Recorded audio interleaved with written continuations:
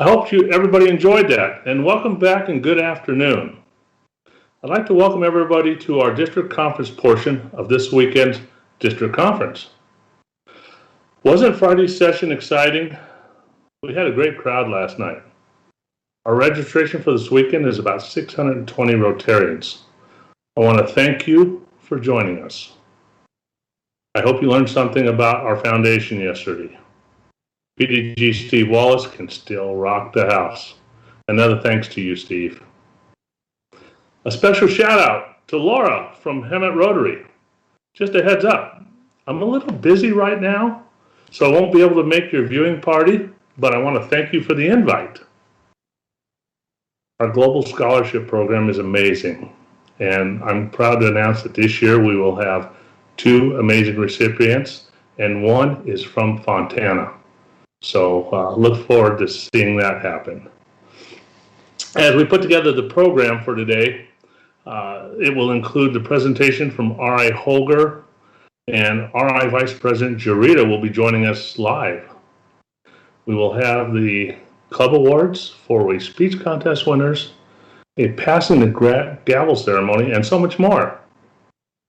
Current presents, don't forget about our annual meeting at the end of today's session. Again, I want to announce that for the entire weekend, we will be offering up to 500 matching points for anyone making a contribution to the annual fund. It's a great way to get a new Paul Harris. To donate, please tell us in the chat section or send Steve Yeager an email. So thank you for that. A reminder that all the money collected through the registration this weekend will be donated in the district's name to the annual fund. I'd like to welcome back last night's host, Dan Cortez, for some housekeeping announcements. Dan? Good afternoon, everyone. This message was sent from District Rotary Foundation Chair Steve Yeager this morning. Fellow Rotarians, one of the most powerful gestures we can do as Rotarians and Rotary leaders is to recognize and praise the great work and selfless giving by our fellow Rotarians. So, it breaks my heart when a recognition is missed or omitted. This happened last night. I missed an important recognition, and naturally, it was the wife of a past district governor. Go figure. When I presented the new Triple Crown donors for 1920, I recognized past district governor Rudy Westervelt, but failed to recognize his wife Karen. Not only are they Triple Crown donors, but are also Level 1 major donors and Equest Society members as well. Thank you, past District Governor Rudy and Karen, for your continued selfless giving. I offer my sincerest apologies for this oversight. Sincerely, Steve Yeager, District Rotary Foundation Chair, District 5330. Also, I would like to remind everyone to grab a drink, a snack, and if you need to use the restroom, don't forget, it's conveniently located in your own home. I hope everyone enjoys the conference. Back to you, Barry. Thank you, Dan. I want to remind everybody to please visit our exhibitors booth. There's lots of good things to see, and there's some opportunities to win some bling, I believe. So now, I would like to introduce today's host, PDG Bill Chase, a member of the Palm Springs Sunup Rotary Club. Take it away, Bill.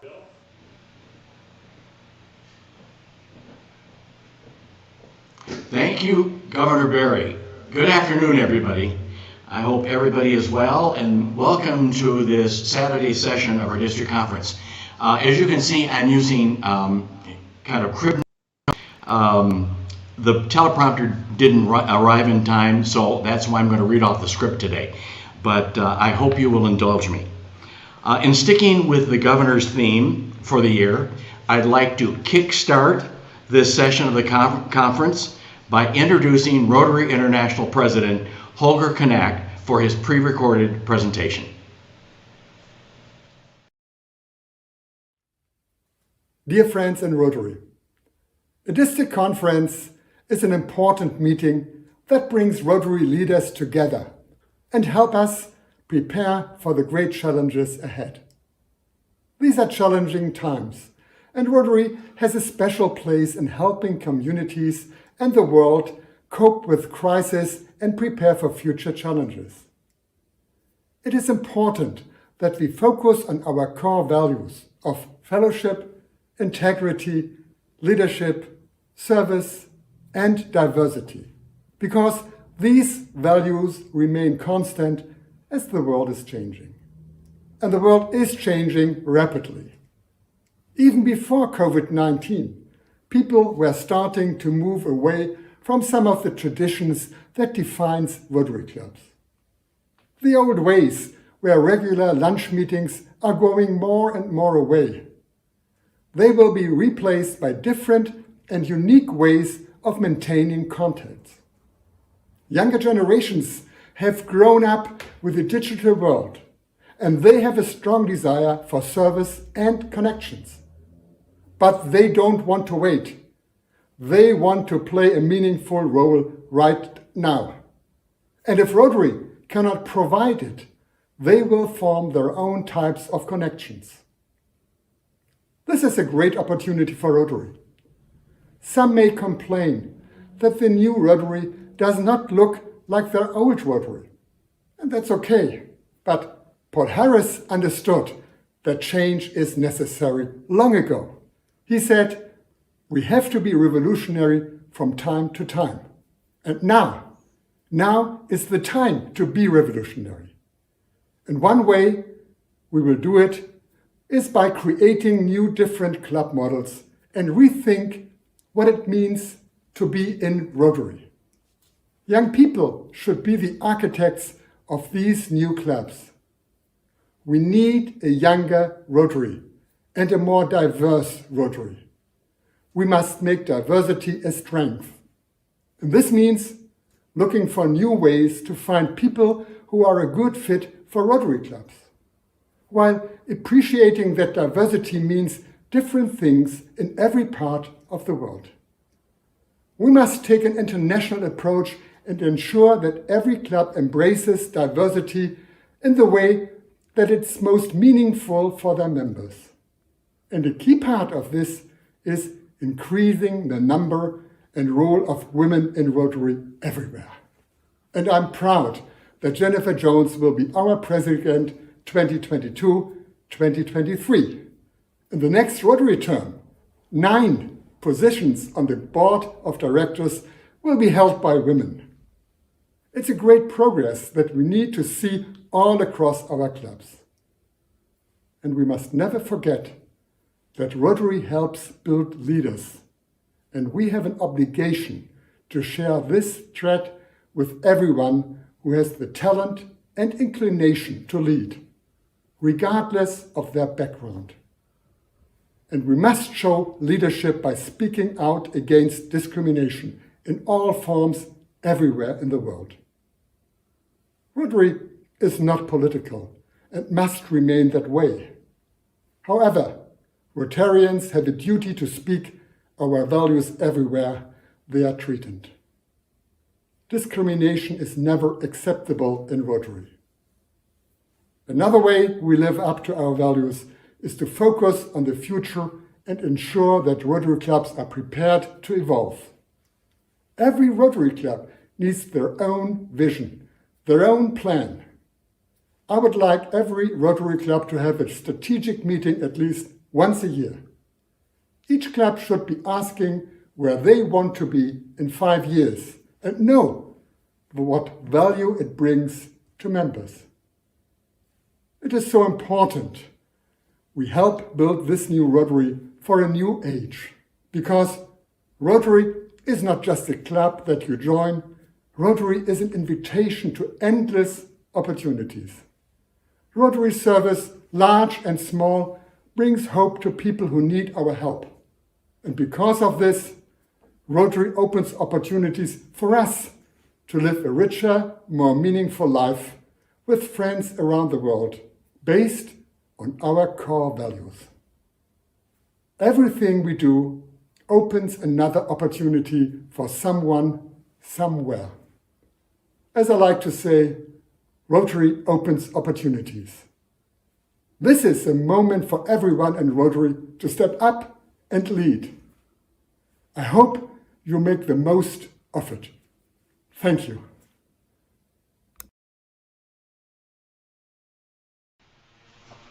Thanks, Holger.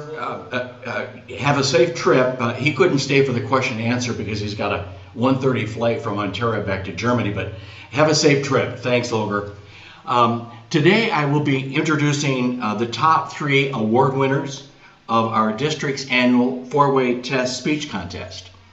Thanks to district contest leader Linda White and her committee for doing another great job with organizing and executing this very popular district-wide competition.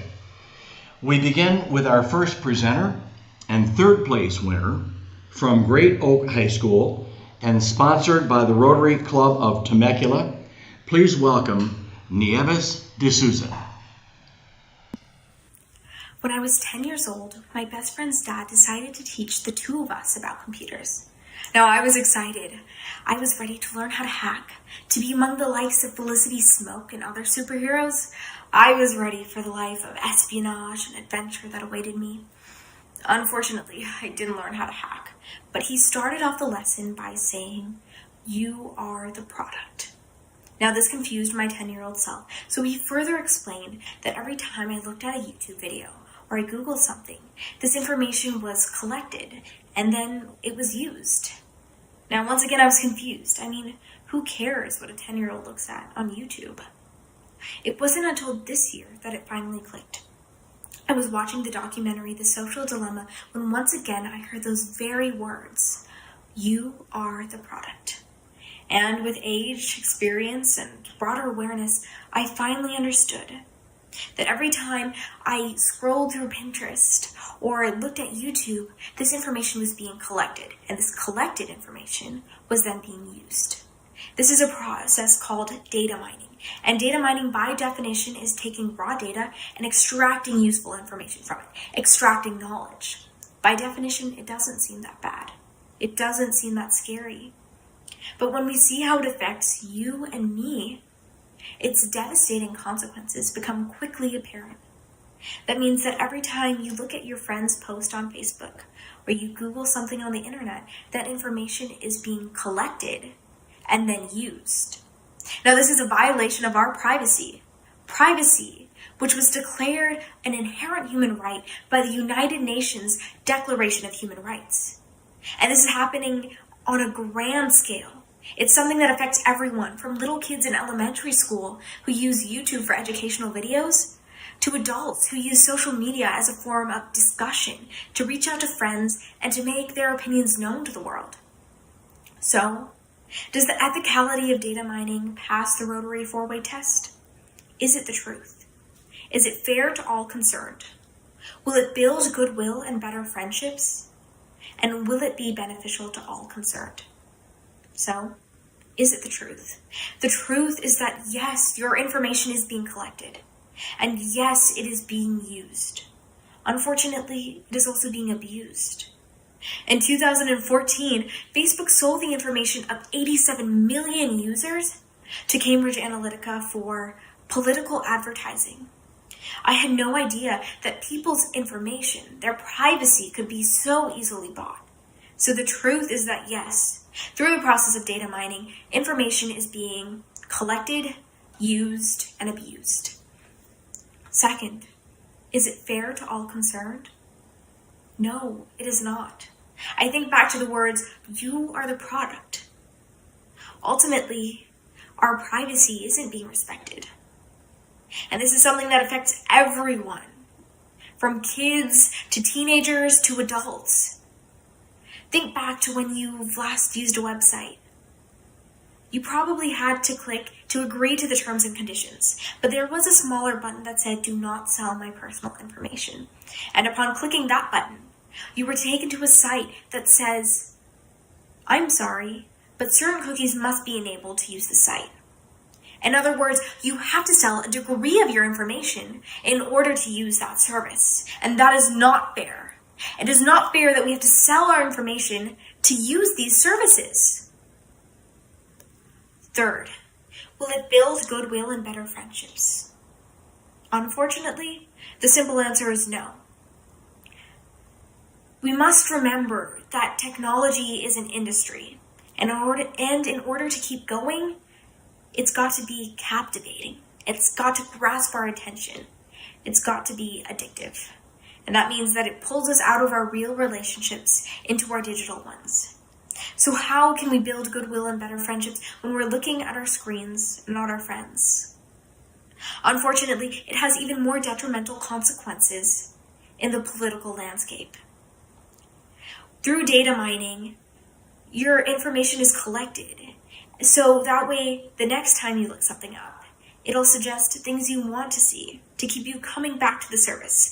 This means, in terms of politics, that people on the left only see what they want to see, and people on the right only see what they want to see. So this creates this huge gap in our knowledge, this huge gaping hole, and because of that, people can't talk to each other anymore. We can't have honest discussions, and the other side wonders how the other side could be so ignorant, how they could be so naive, not realizing that we're looking at two different sets of information. Ultimately, data mining is fueling political polarization, and that does not build goodwill and better friendships. And finally, fourth, will it be beneficial to all concerned? Now, in order to look at this question in the proper light, we have to see how it will affect everyone. So yes, it benefits technology companies. It benefits social media companies because through this, they're able to enhance the user experience. But the general public, it hurts them. Ultimately, our privacy is being violated. We're being seen as products, not people. And this is happening on such a wide scale, and we don't have a say. It is not benefiting us. So, data mining fails the Rotary 4-way test. The truth is that our information is being taken and sold and used. It is not fair to us because we have no say. It does not build goodwill and better friendships. And it does not benefit us. So therefore, it is not beneficial to all concerned. So, what can we do? Well, I encourage you to use a search engine other than Google. Something that'll protect your privacy, not exploit it. That next time you look at an article on the internet, click the "Do Not Sell My Personal Information" button. There was a quote I heard in the documentary The Social Dilemma. It was, "Only 2 organizations call their customers users: illegal drugs and software." We must remember that technology is an industry. It's meant to be addictive. And when we make choices to use an alternative search engine, to click the "Do Not Sell My Personal Information" button, we are encouraging the industry to change. We are challenging the ethicality of data mining. Experts have said that data mining lacks standards, and because there are no standards, there are no boundaries, which has left us victims, vulnerable and defenseless. But when we take a stand, we ensure that they see us as people, not products. Thank you.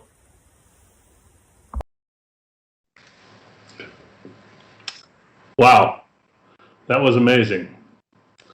I want to thank Nieves de Sosa and the Temecula Rotary Club that sponsored Nieves. Bob, I'm not so sure what's that important, but I'll call you at break. Back to you, Bill. Thanks, Barry. Bob who? Now, the time that we've all been waiting for, the coveted patch awards will be distributed by the individual chairs of the district committees. And first off, I'd like to introduce a person not unfamiliar to any of us. That's PDG Taco Loretta to hand out the International Service Awards. Taco? Hey, I'm Ricardo Taco Loretta, proud International Service Committee Chair, and I want to thank our district for helping us get wheelchairs to 3 cities in Mexico this year, deliver a fire truck to the Fire Department of Mexicali, one donated by Fontana Rotary Club, donate a new dining building to the Eduardo Wet School for Deaf in Mexicali, continue supporting Uriday Street Youth Care Center with monetary donations, and many other projects that our district has participated in internationally. I'm very pleased to award the International Service Award to the following clubs: Arlington, Beaumont Cherry Valley, Big Bear Lake, Cathedral City Evening, Corona, Corona Circle City, Desert Hot Springs, E Club of World Peace, Fontana, Greater Eastvale, Hemet Sunset, Highland, Idlewild, Indio, Indio Sunrise, Joshua Tree, Jurupa Valley, La Quinta, Lake Arrowhead, Lake Elsinore, Murrieta, Norco Eastvale, Palm Desert, Palm Springs Sunup, Paris, Rancho Mirage, Redlands, Redlands Sunrise, Rialto, Riverside, Riverside East, Riverside Sunrise, San Bernardino, San Bernardino Crossroads, Sin Fronteras, Temecula, Temecula Sunrise, Temecula Valley New Generations, Wildemar, Yucaipa, Yucca Valley Sunset. Congratulations. Thank you very much.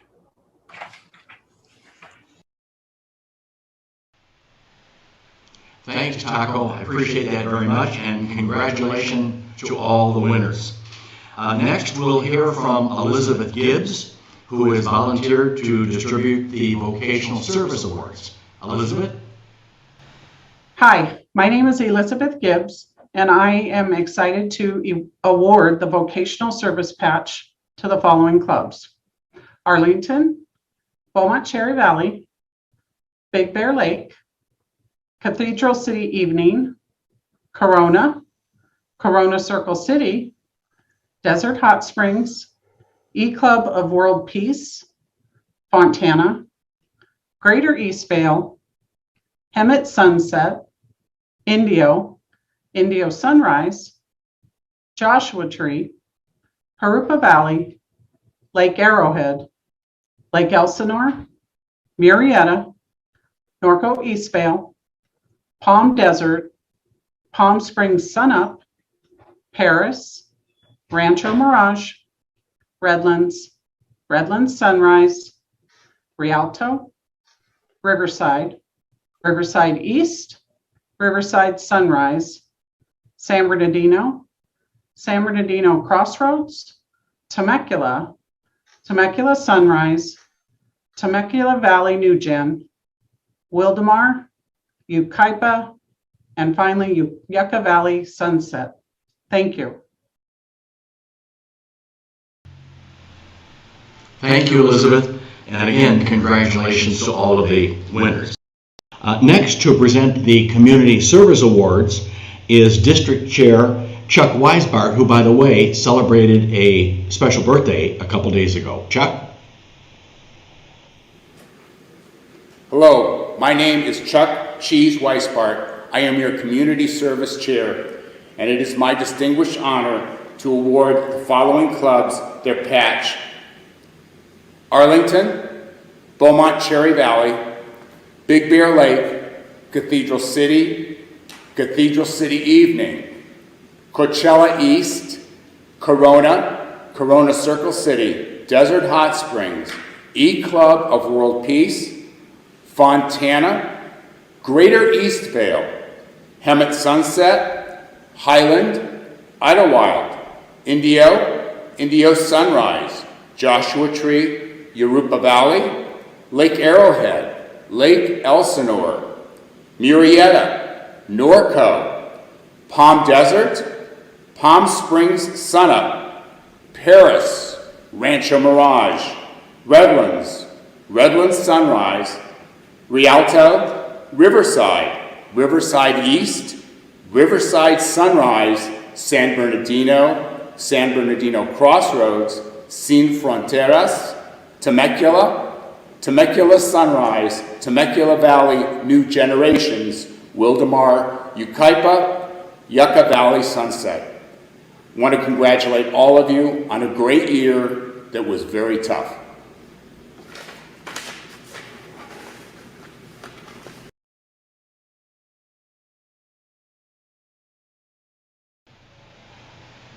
Thank you, Chuck.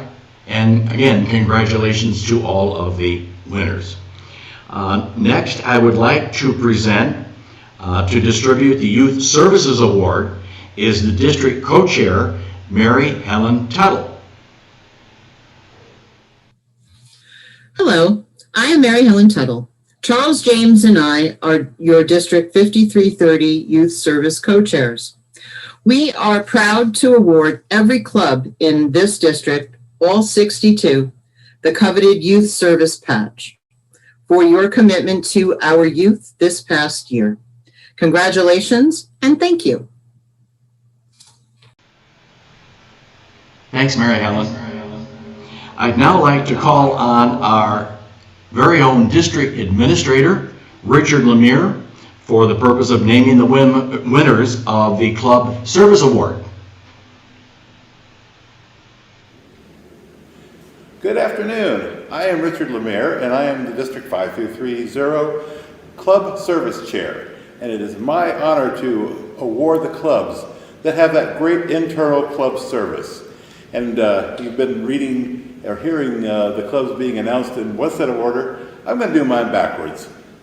So we're going to start with Yucca Valley Sunset, Yucaipa, Wildemar, Temecula Valley New Generations, Temecula Sunrise, Temecula, Sin Fronteras, San Bernardino Crossroads, San Bernardino, Riverside Sunrise, Riverside East, Riverside, Rialto, Redlands Sunrise, Redlands, Rancho Mirage, Paris, Palm Springs Sunup, Palm Desert, Norco, Murrieta, Lake Elsinore, Lake Arrowhead, La Quinta, Jurupa Valley, Joshua Tree, Indio Sunrise, Indio, Idlewild, Highland, Hemet Sunset, Greater Eastvale, Fontana, E-Club of World Peace,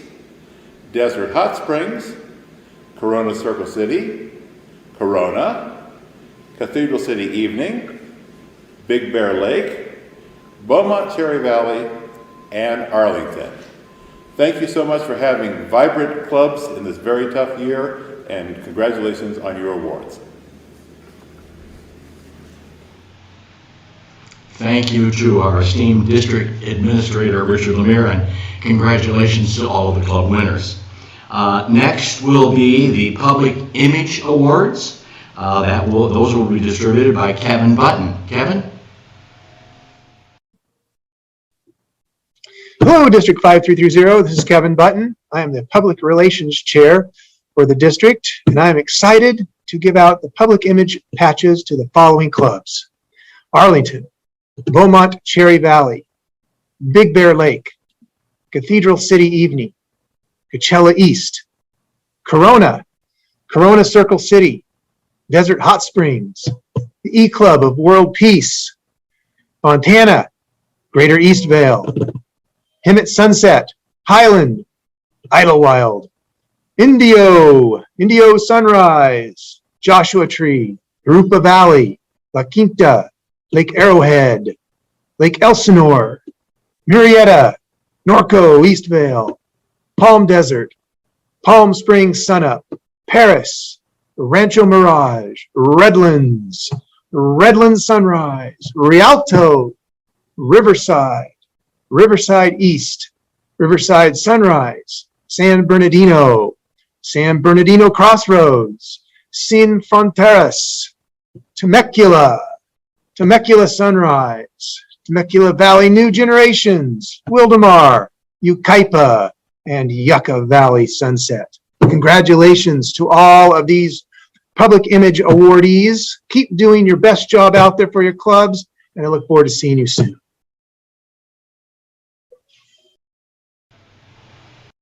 Thank you, Kevin. And boy, did you give those awards out with conviction. I like that very much. Thank you. And congratulations to all the club winners.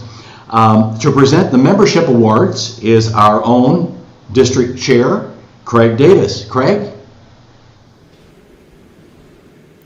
Hello, my name is Craig Davis, and I am the Membership Service Chair, and I'm excited to award the Membership Service Patch to the following clubs: Arlington, Beaumont Cherry Valley, Big Bear Lake, Cathedral City Evening, Corona, Corona Circle City, Desert Hot Springs, E-Club of World Peace, Fontana, Greater Eastvale, Hemet Sunset, Highland, Idlewild, Indio, Indio Sunrise, Joshua Tree, Haruba Valley, Lake Arrowhead, Lake Elsinore, Murrieta, Norco Eastvale, Palm Desert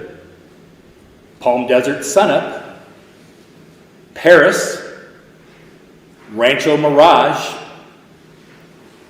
Redlands, Redlands Sunrise, Rialto, Riverside, Riverside East, Riverside Sunrise, San Bernardino, San Bernardino Crossroads, Temecula, Temecula Sunrise, Temecula Valley New Generations, Wildemar, Yucaipa, Yucca Valley Sunset, and Yucca Valley. Congratulations to all those clubs. Boom. Thank you, Craig, very much, and congratulations to the clubs. The next will be the two final special awards. Those are so named as We Survived the COVID Award and the Rose Parade Patches. For this, I'm going to send it back to you, Barry. Good afternoon. I'd like to award the special awards today. As District Governor, I am pleased to award to our club's Survive COVID patch to all 62 clubs this year. I'm also pleased to award the Rose Parade sponsor patch that reads 2021 Parade Canceled by COVID to all 62 clubs this year. It really warms my heart to be able to share these patches with the clubs. And for a little housekeeping, all patches earned by the clubs this year will be emailed with certificates, and the patches will also be mailed to the club presidents. Thank you again.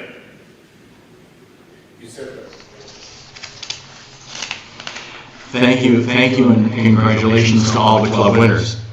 I'd now like to introduce our district's second place winner of the four-way test speech contest from the World High School and sponsored jointly by the Rotary Clubs of Lake Arrowhead Mountain Sunrise and the Rotary Club of Crestline Lake Gregory. I would like to present to you Olivia Reed. Social media has become a staple in today's society. Now, I'd like you to imagine a world where social media was used to spread love and positivity. Internet platforms were used to promote the well-being of society. Sounds pretty ideal, right? Well, the creators of these apps had this in mind. But what they didn't quite know was the unintended consequences that were to follow. Justin Rosenstein, the former engineer at Facebook and Google, says that when they were making the like button, Their entire motivation was, can we spread love and positivity in the world? The idea that fast forwarded to today and teens would be getting depressed when they didn't have enough likes, or that it could be leading to political polarization, was nowhere on their radar. I make a claim that social media does more harm than good for the well-being and the mental health of society. To support that claim, I will be putting social media to the ultimate test, the four-way rotary test. I should probably mention to you that I myself am not a user on social media, but the four-way rotary test will support that decision. First, is it true that hospital admissions for self-harm have increased 62% for girls age 15 to 19 and 189% for preteen girls? Is it true that suicide rates have increased 70% for girls age 15 to 19 and 151% for girls age 10 to 14? I'm sad to say that these numbers are true. One might argue that there are plenty of other factors leading to this horrifying trend, but the data collected by the Center for Disease Control shows that this steady increase began around 2010. And social media was made available on mobile devices around the 2000s. Coincidence? I think not. What about the posts on social media? Are those true? No. What we view on social media is not reality. It is people's highlight reels. So when one is scrolling through their feed, it can be incredibly hard not to feel inadequate or start to doubt your self-worth. So it is no wonder that social media has created a generation more anxious, more depressed, and more fragile than ever. Second, is social media fair to all concerned? I would say that it's not fair for the 34% of kids in the United States who have experienced cyberbullying at least once, or the 42% of the LGBTQ youth who have experienced cyberbullying. I myself have witnessed how social media can have a serious negative impact. 6th grade, I downloaded Instagram for the first time. I was so excited because I was going to be a cool 6th grader with Instagram. But one night I was put into a group chat with kids at school. She is so ugly, I read. No one even likes her, they went on to say. The topic of conversation was another girl, not in the chat. They were just making fun of her. I told them that they were being rude and that they needed to stop. But I was shut down by the simple response of, it doesn't matter. We are just messing around. But this mattered to me. It made me so incredibly sad that people felt that since they were behind the cell phone screen, it gave them the right to be so unkind. Fair? I think not. Third, does social media build goodwill and better friendships? To answer that question, I will be responding with one of my own. How can one build goodwill and better friendships when they are more concerned with what is going on behind their cell phone screens? A dismal occurrence I witness when I go out into public is a family sitting around a restaurant table. I don't hear laughter nor conversation, but what I see are cell phones glued to their hand. Goodwill and better friendships are not being built in a society that is dependent on social media. I ask one last question. Does social media promote beneficiality to all concerned?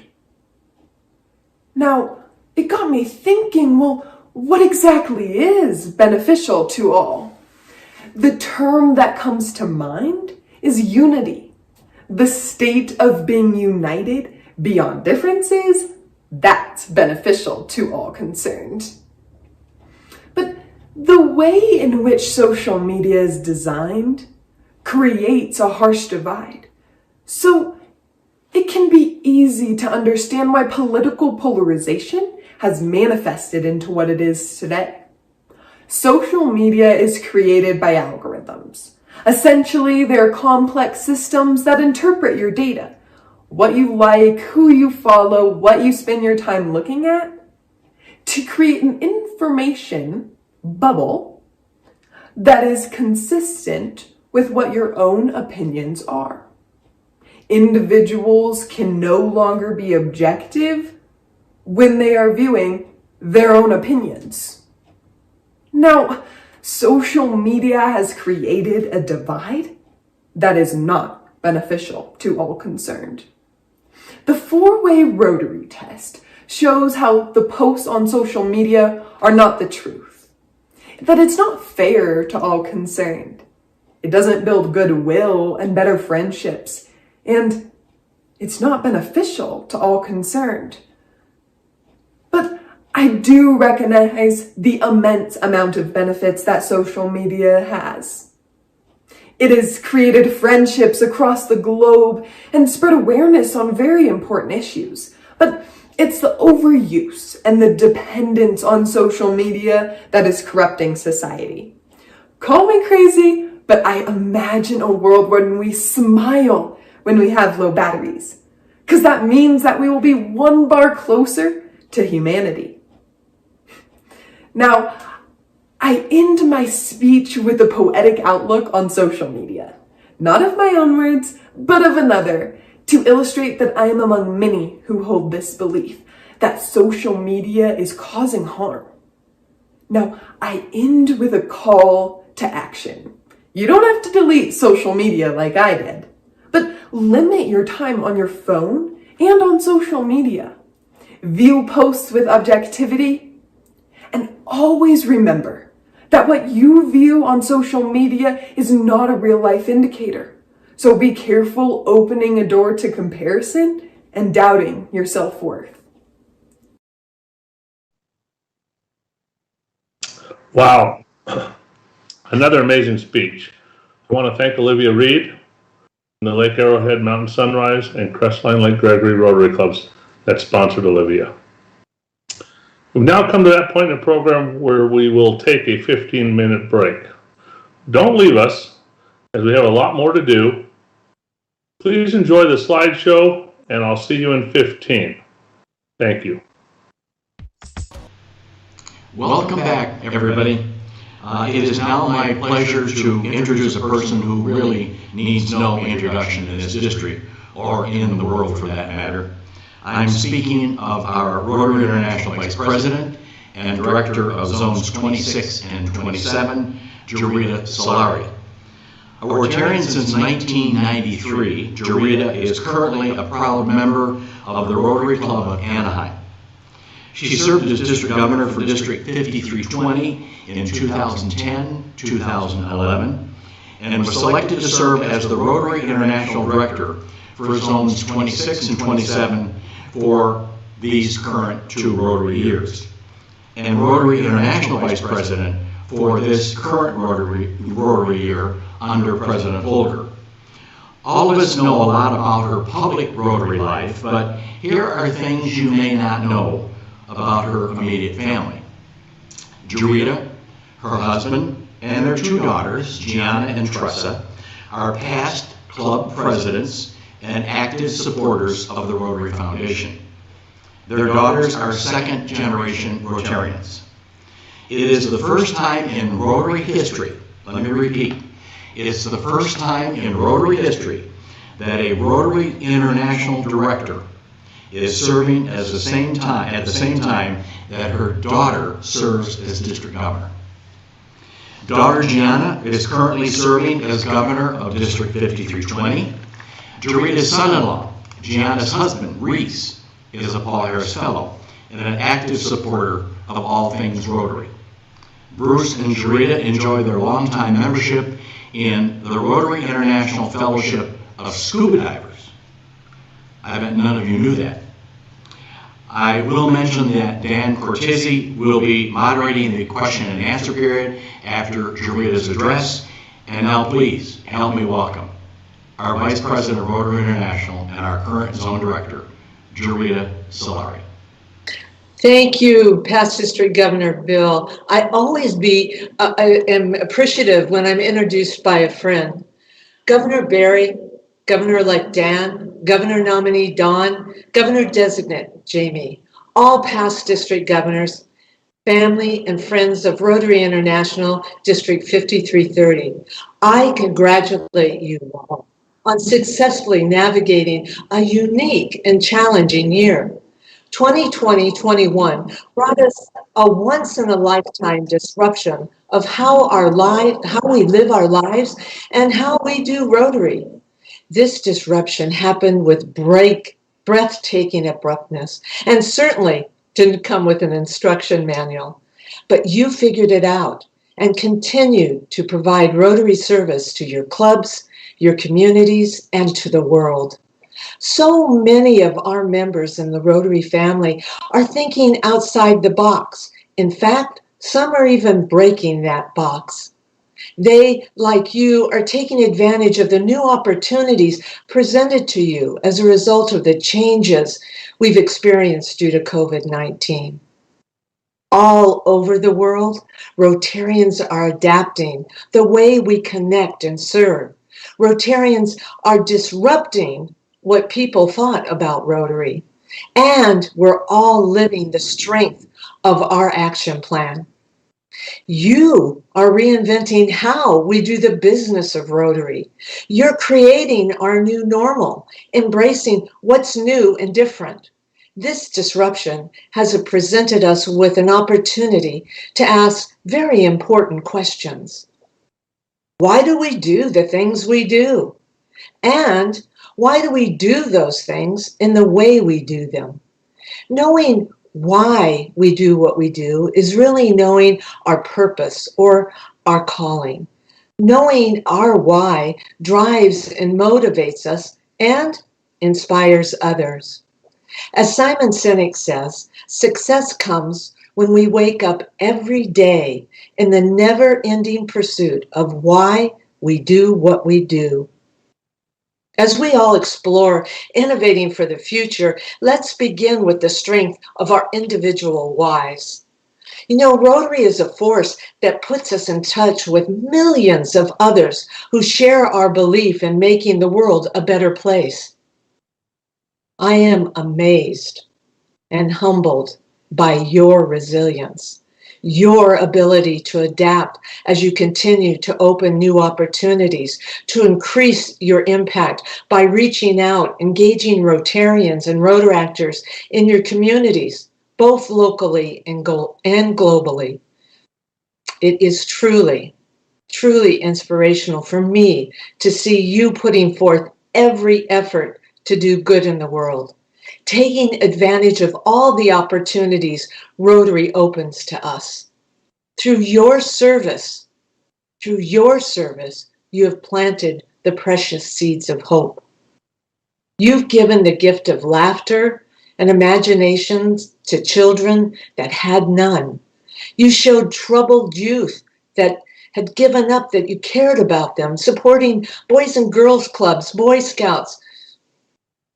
And you've shown the people in your communities you care about them, donating food, clothes, shoes, supporting free dental clinics, feeding the homeless, and giving protective gear to your frontline workers.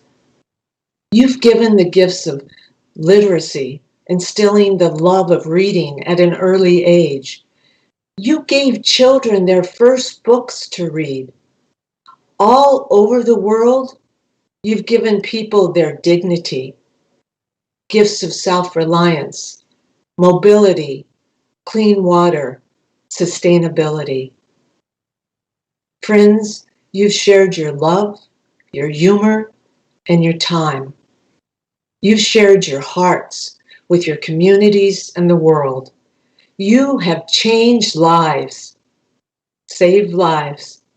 You have touched people you will never see, and you have followed through with your promise to do good in the world. You are the Rotary leaders who are changing mindsets, to do good in the world in a different and impactful way because you're doing it now. You know, no challenge is insurmountable in Rotary, in our clubs, and that our service through Rotary makes us better people. Mark Twain said, the two most important days in your life is the day you were born and the day you discovered why you were born. We, the family of Rotary, are the change makers, the peacemakers, and the world needs us now more than ever before. I challenge you to find your why and to ride this fantastic wave of change. Thank you for all that you've done and will continue to do. It brings me great pride to be here with you this afternoon. Have a fantastic time celebrating your success of this Rotary year together. Thank you. Thank you for all that you do. Jarita, our first question is, when your year is up, what are your plans with Rotary? Oh, that's a good question. Thank you for that. When this year is over, what are my plans for Rotary? Well, I'm going to continue to serve on the Rotary International Committee membership committee, and I've also been asked to serve on the International Polio Plus committee. So I'll be working continue to be working on those two committees, and I plan to continue to support our zones, Zone 26, 27's membership plans, and help grow Rotary. All right, thank you. Our second question is, does Gianna, your daughter, who is currently a district governor in her district, have the same aspirations to move up in Rotary leadership?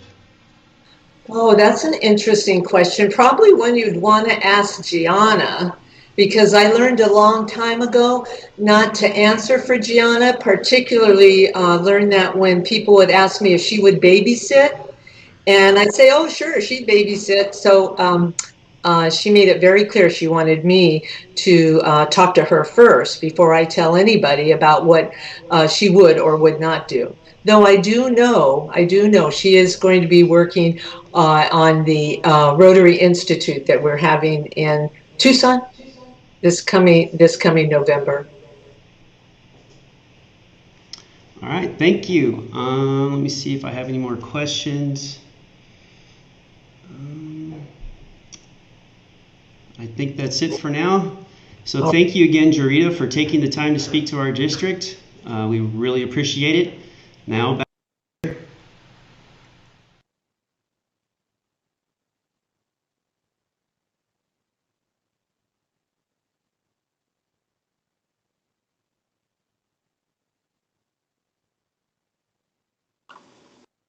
Oops. Got to unmute myself. Sorry about that, folks. Muted. Jarita, I want Yes, to sir. thank you for a wonderful presentation. It's always inspirational to listen to you talk, and I want to thank you for your leadership during this incredibly crazy time. And I know you've made my experience as a district governor very enlightening. So thank you so much. My pleasure, Barry. Thank you for asking me to be with you today. Thank you. Well, folks, it's now time to announce the recipients of the governor's citation. As the district governor, I am pleased to award the governor's citations to 46 clubs this year. Clubs receiving the award are Arlington, Beaumont Cherry Valley, Big Bear, Cathedral City, Coachella East, Corona, Corona Circle City, Crestline Lake Gregory, Desert Hot Springs, E-Club of San Bernardino Crossroads, E-Club of World Peace, Fontana, Greater Eastvale, Hemet Sunset, Highland, Idlewild, Indian Wells, Indio Sunrise, Joshua Tree, Arupa Valley, La Quinta, Lake Arrowhead, Lake Elsinore, Menifee, Murrieta, Norco Eastvale, Palm Desert, Palms to Pines, Palm Springs Sunup, Paris, Rancho Mirage, Redlands, Redlands Sunrise, Rialto, Riverside, Riverside East, Riverside Sunrise, San Bernardino Crossroads, Sinfon Terrace, Temecula, Temecula Sunrise, Temecula Valley New Generations, Wildemar, Yucaipa, and Yucca Valley Sunset. Congratulations to all those clubs. Thank you. Bill, back at you.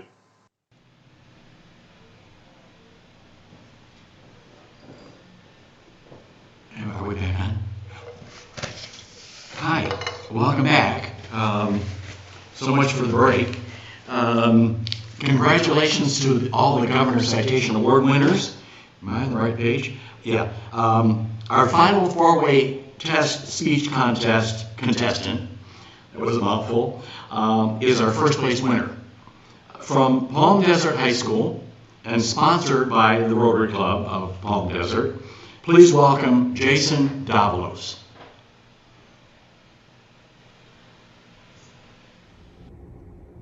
In a world where a global pandemic forces ordinary civilians to mask up, shelter in place, and avoid large social gatherings, it seems that through all the disagreements over this virus, there has been one similarity that almost everyone has shared this past year: turning to food for comfort. The inevitable result? Weight gain. It seems these stay-at-home orders have caused people to break in their new sweatpants, bust out the potato chips, and become couch potatoes. You really are what you eat, right? What else are you supposed to do in a global pandemic besides stuff your face with chocolate cake and binge Netflix, am I right? The answer might shock you. There is something you can do. At the beginning of quarantine, stress consumed me, along with about 8 billion or so others. In the peak of the advanced placement testing season, I was studying an average of 7 hours a day. As a reward for my hard work, I headed straight to the pantry to bust out the 4 food groups: soda, chips, cookies, and ice cream. But I found myself facing a serious issue: weight gain. I stood and I faced the mirror. I couldn't recognize myself. I knew I had to make a change. I'm here today to talk to you about weight loss. Now, why should you listen to me, a former food junkie?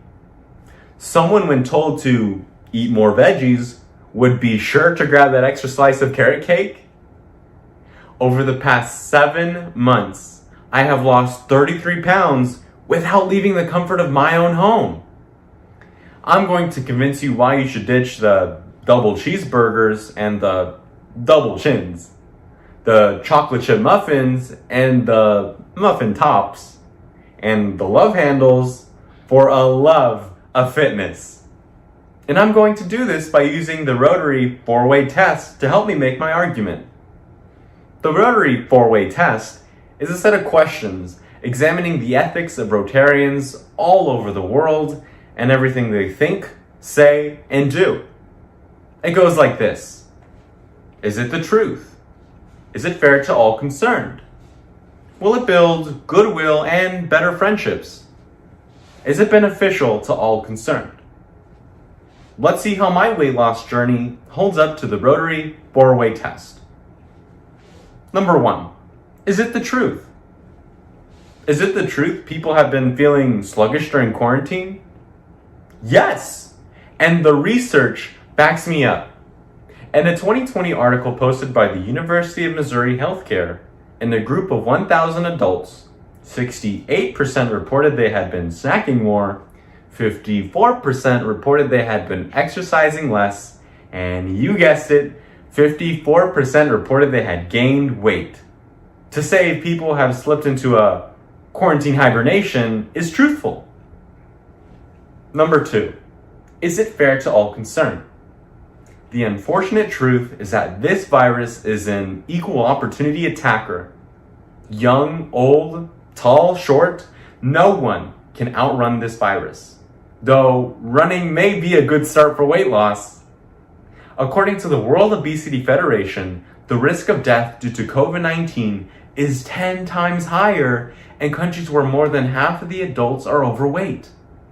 It is absolutely fair to say that everyone must do all that they can to reduce the risks of severe illness due to preventable conditions.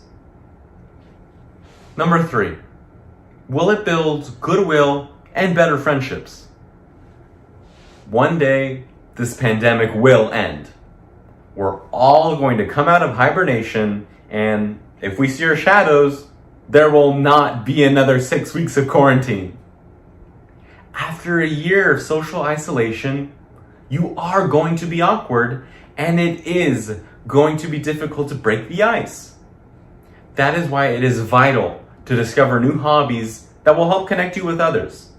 And I can't think of anything healthier than an online Zoom workout class, connecting you with friends from all around the globe and leaving you with plenty of goodwill to go around. Number four, is it beneficial to all concerned? Seeing loved ones fall dangerously ill to a virus due to preventable conditions would be a tragedy. Seeing the loved one become depressed from social isolation would equally be a tragedy. Exercise is one of the few ways we can maintain our physical and emotional health. According to Wendy Suzuki, professor of neuroscience and psychology at New York University, exercise is the perfect recipe for happiness. I'm glad I swapped out the pop, cookies, and chips for adrenaline, endorphins, and a dopamine. These ingredients left me feeling happier and healthier. Maybe even strike up some friendly competition. My dad and I have been in constant competition to see who can keep up with their daily diet and exercise. Almost everyone can benefit from exercise. Looking at myself in the mirror now, I like what I see a lot better. It's hard to believe that only a year ago, the buttons on my shirt were starting to get pretty good at social distancing. Now, is there a downside to all of this? Well, ever since I lost the weight, I have found some trouble fitting in to my clothes. Shopping online for clothes 2 sizes smaller has been a struggle. Don't wait for the mirror to give you the bad news. Today, I challenge you, my audience, to ask yourself, do I need to make a change? Consider the questions of the Rotary 4-way test, and maybe one day, you too can hit the ground running.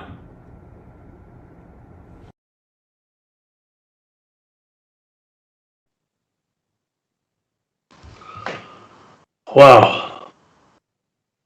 Another amazing speech. I want to thank Jason Dalilos and the Palm Springs Desert Rotary Club that sponsored Jason. It was incredible. All right, back to Bill.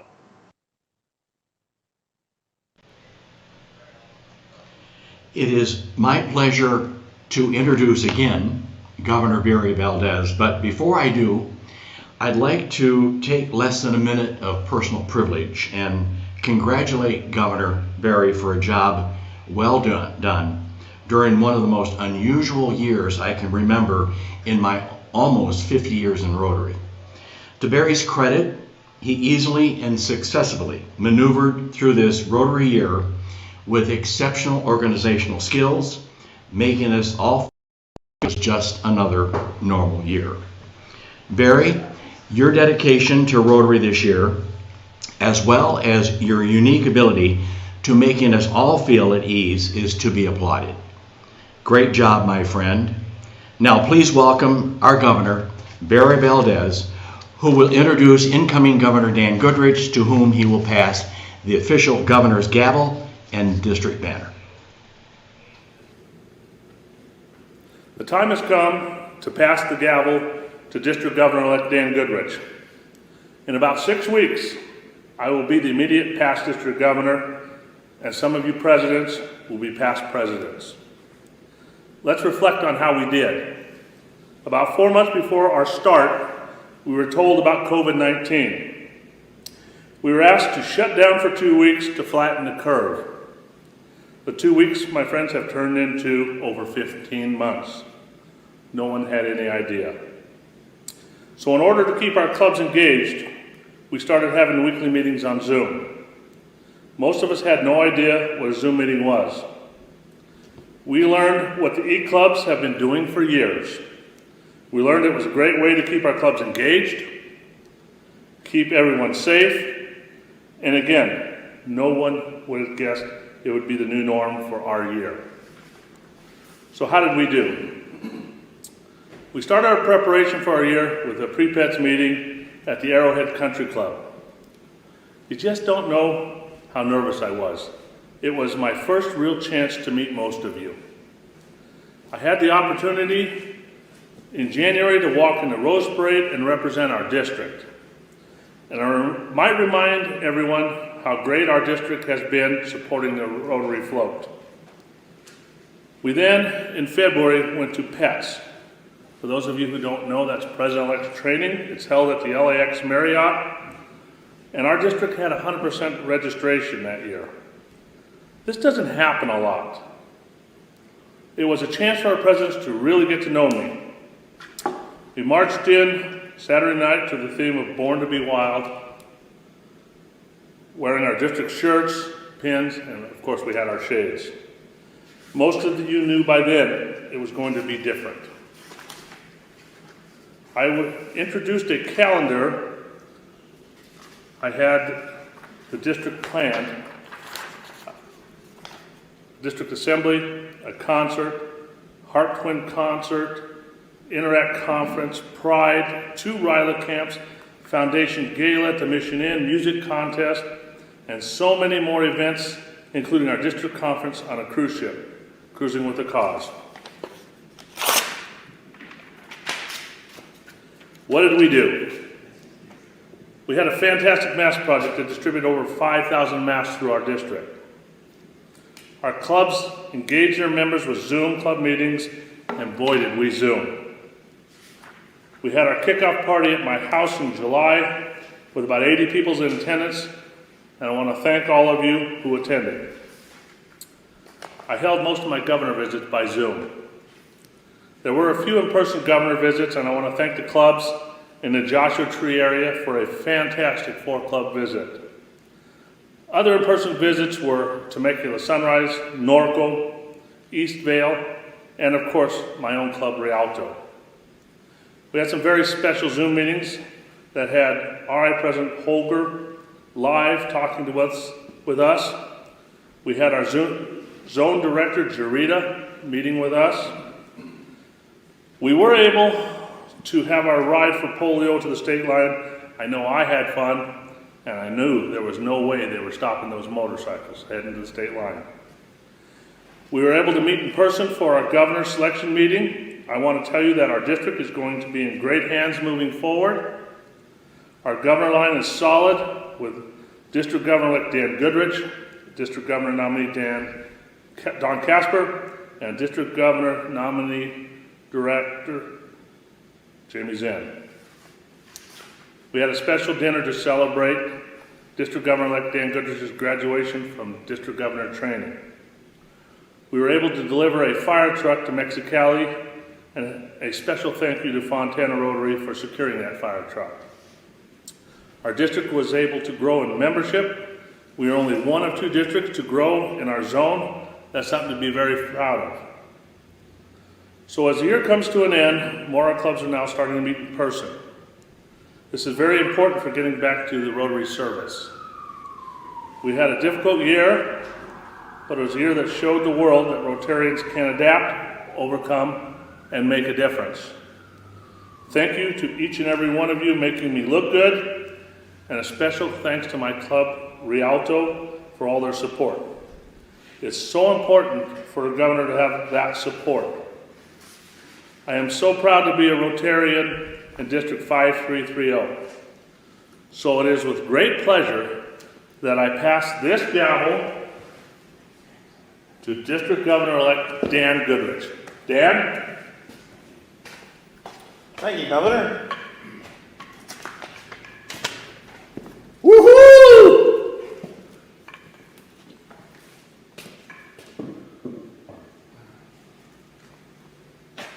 And now, for my first service project.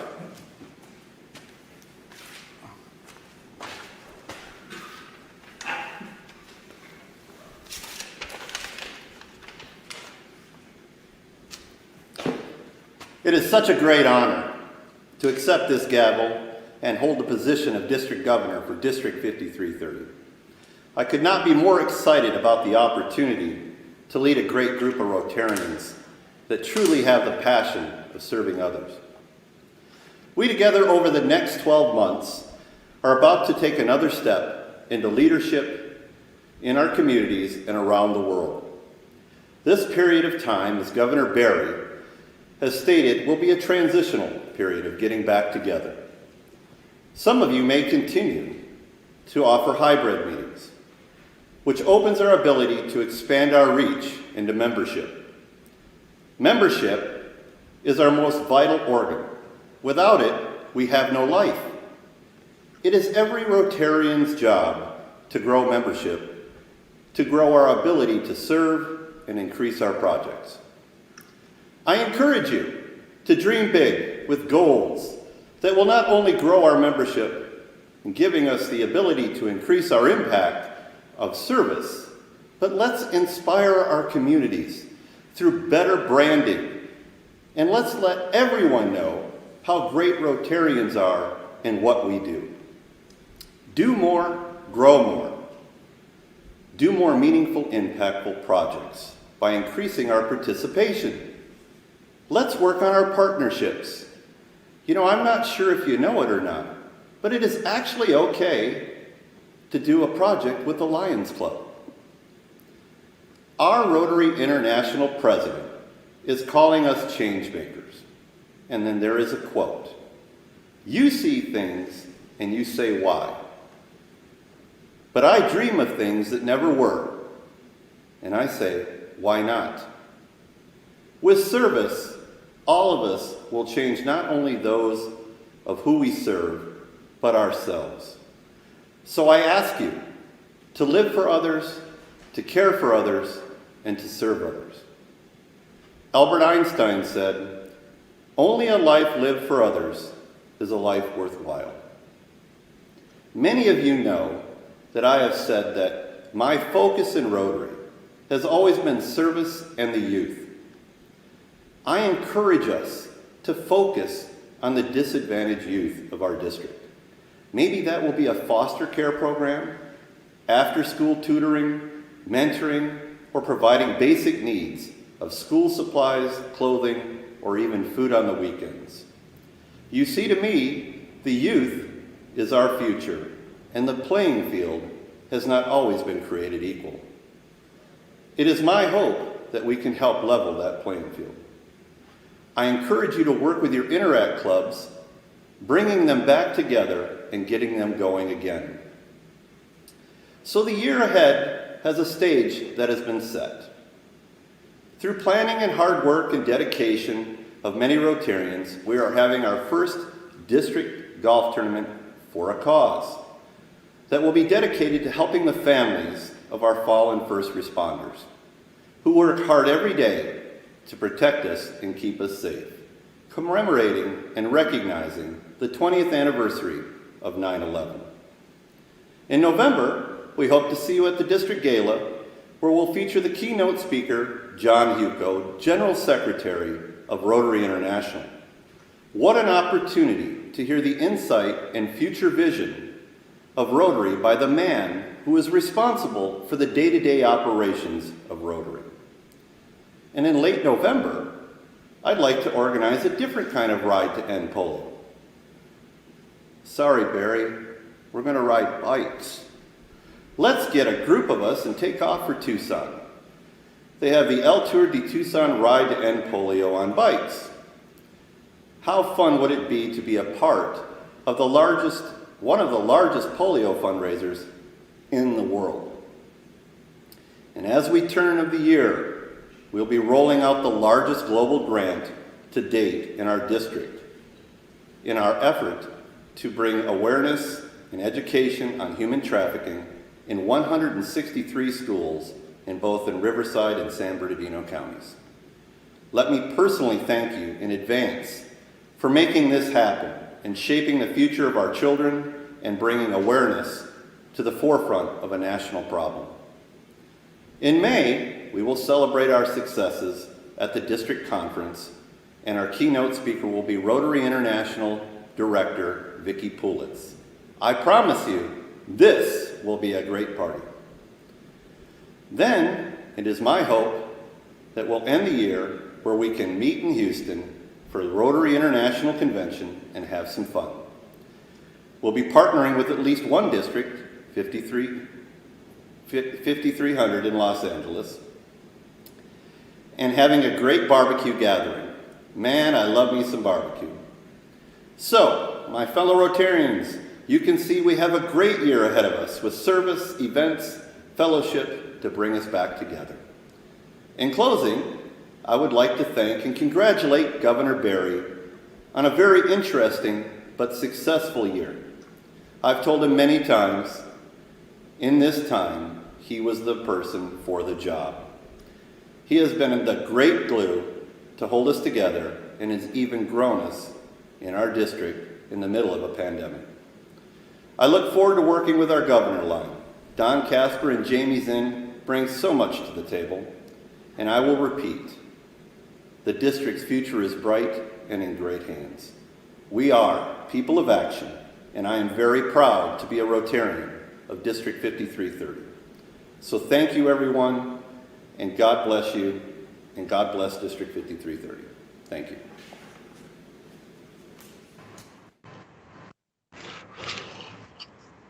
I want to be the first to congratulate you, Dan.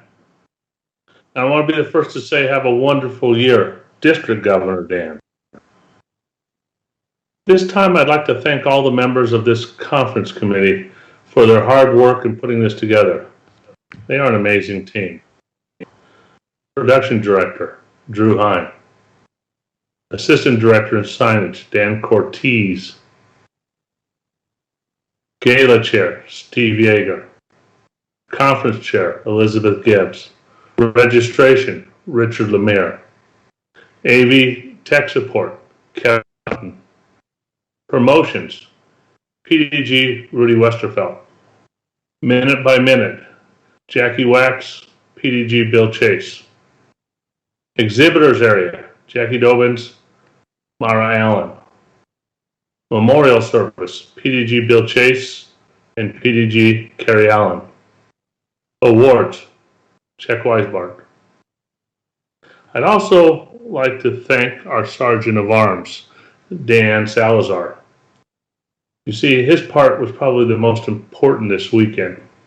He brought us the food to the committee on Friday and Saturday. So thank you, Dan. That brings us to the end of the session today. We will see everybody back tomorrow at 9 a.m. for the celebration of life service. To join us, log back into Whova and follow the Zoom links to the services. We will be taking a quick break before holding our annual meeting. Please use the link in Whova to the Zoom meeting, or it was sent to you this morning. Remember, the meeting is open to anyone, but the voting and participation is for the current presidents only. See everybody at 3:30 on Zoom. It's been a pleasure to be your district governor this year. Have a great evening and see you. Annual meetings next. Thank you.